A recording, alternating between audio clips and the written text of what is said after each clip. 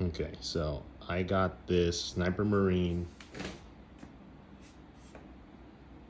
forward-facing sonar mount, which previously I had the Fisher mount, which you can only move like this, side to side, which just moves the transducer side to side. And you know, like if you were trying to look all the way to the right, you'd have to swing this over here like this. And you know, sitting in a kayak, you really don't want to move your center of gravity outside the center of the kayak. That's how you tip or capsize your kayak potentially. So the beauty of this mount is it has this handle which you can rotate, and as you can see, it moves the transducer from left to right as you turn this, which is really nice. So you can basically just keep the handle at this position, reach over, and just move the handle back and forth. No more need to do this. So Sniper Marine makes two different mounts, or two different options that you can purchase. And one is the, I want to say the Pro, and then there's the Standard. And so the difference between the two is the Pro, you can move this from side to side like the old Fisher mount, but you can also do this. So that's the difference between the Pro and the Standard. So but the Standard, it doesn't have this extra sleeve right here. And so what that does is this clamp will clamp onto essentially this shaft, I believe. And whenever you clamp this shaft, you can no longer have this movement. Okay. So let's just say you get on your kayak, and for your kayak, you like it at this position. You would clamp this, and then now this angle right here would be consistent all the time. You would have no more side-to-side movement here, but you still have this option, obviously, because that's the main feature of this mount. And I think that if I had to do it again, I'd probably get the Standard, just because of the weight savings on this. I'm not sure how much it would be, because although this is like, I think, made out of all aluminum, it's still pretty heavy.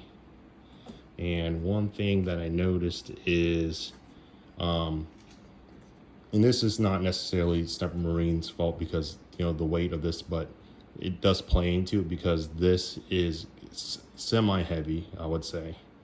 And you know, you have this coming off, so the amount of weight on this side really torques down on this A-trail. But one thing that I think that they could improve on is this mount right here. And like I said, this isn't Sniper Marine's fault. This is maybe Hobie's H-rail's fault.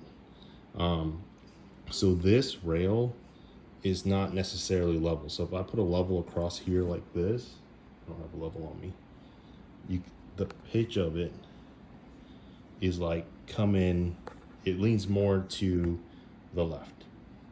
And so when you mount this clamp on here, naturally this clamp is made to where it molds to this A-trail, and because the A-trail is already leaning towards the left, this naturally is going to just go to the left. So one problem I had was trying to get this as level as I can, but then when you add the weight of this, it's going to pull it over to the left some more. That way, whenever you're looking straight down the side of this, ideally you want this to be completely vertical and not any play to the side. Because like you can kind of see there's a little bit of play to the side where it's kind of like drifting over to the right. But if I didn't basically compensate and basically rotate this to the right and then clamp it down and just let it conform to the A-trail, this thing would be like way lopsided like this. So what I had to do to basically fix that was take this off, and then I took this piece of rubber from, I think, the Panoptics box. It comes with this like rubber piece of rubber. That way, whenever you wrap it around your transducer, your trolling motor, it doesn't slip. So anyways, I took that, slipped it in here, and granted, Cybermarine gives you like these two little small foam sticky things, which are fine, but they're not thick enough to basically cover this enough. That way, whenever you clamp this down, it doesn't want to just roll back into the groove of this H-rail. So basically, got this clamp down, but I kind of try to compensate for the weight of this plus the H-rail, so I had to roll it probably a little bit more over to the right and then clamp it. And then whenever you put this on it, with the weight of this, it'll kind of level it out some more. So this isn't, I would say, perfect, but it's good enough, I think.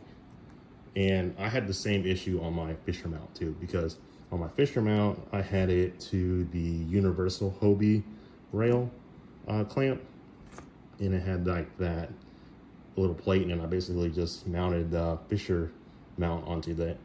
And then because same issue, that clamp to this, and this isn't level, it basically set it off to the left some, and whenever you put your transducer in the water, it would just sit like this more. That's more exaggerated, but essentially your transducer would sit over more like this, and then you're not getting the exact reading that you're probably wanting. But just some things I noticed whenever I was doing it. If you're installing on a Hobie Pro Angler, obviously you're probably going to run into this issue. So one thing I figured I'd point out, and maybe it would be helpful to somebody.